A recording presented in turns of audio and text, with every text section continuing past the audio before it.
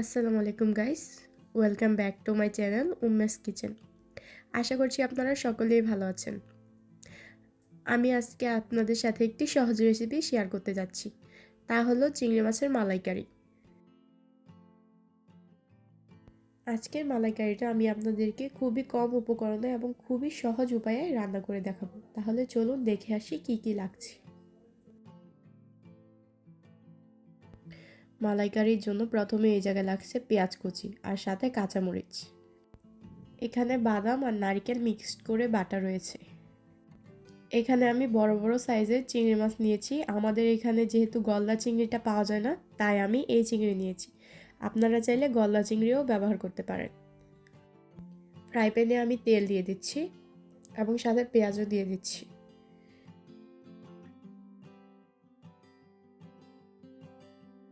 পেঁয়াজটাকে এখন আমি ভালো করে নেড়েচেড়ে ভেজে নিব যতক্ষণ না এটা একদম ব্রাউন কালার হয়ে আসছে।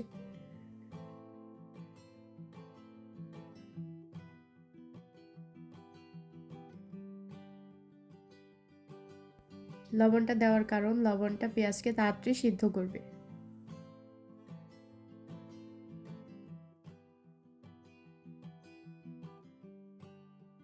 পেঁয়াজটা ভাজা হয়ে গেলে এখন এটার মধ্যে আমি নারকেল আর বাদাম বাটাটা দিয়ে নিব আর সাথে দিয়ে নিব পরিমাণ মতো আদা রসুন বাটা।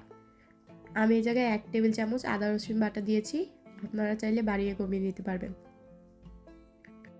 এখন মশলাটাকে কষিয়ে নিব যতক্ষণ না তেল ছাড়ছে। মশলায় তেলটা ছেড়ে দিয়েছে, এখন এটার মধ্যে আমি দিব 1/2 চা চামচ ধনিয়া গুঁড়া, সামান্য পরিমাণ গরম মশলা এবং 1 চা চামচ জিরার গুঁড়া। এখন এই মশলাটাকে আবার ভালো করে ভেজে দিব। মশলাটা কষানো হয়ে গিয়েছে এবং তেলটাও ছেড়ে দিয়েছে। এখন আমি এটার মধ্যে চিংড়ি মাছগুলোকে দিয়ে দিব।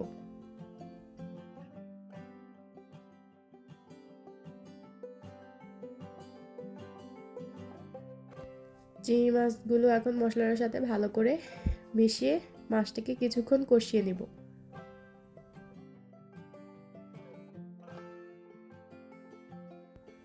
এটাতে এখন আমি কিছু পরিমাণে কাঁচামরিচ দিয়ে নিয়েছি।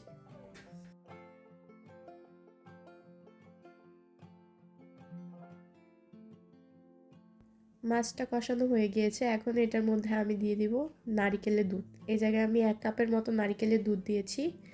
এই দুধটা আপনারা আপনাদের বাড়ির আশেপাশে যে কোনো সুপার শপে পেয়ে যাবেন, কিংবা আপনারা ঘরেও তৈরি করে নিতে পারেন।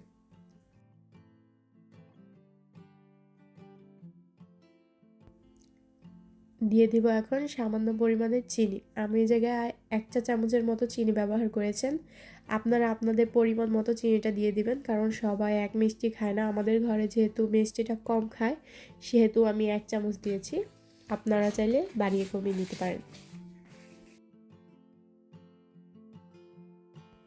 এখন আমি ভালো করে ফুটিয়ে নিব যাতে ঝোলটা একটু ঘন হয়।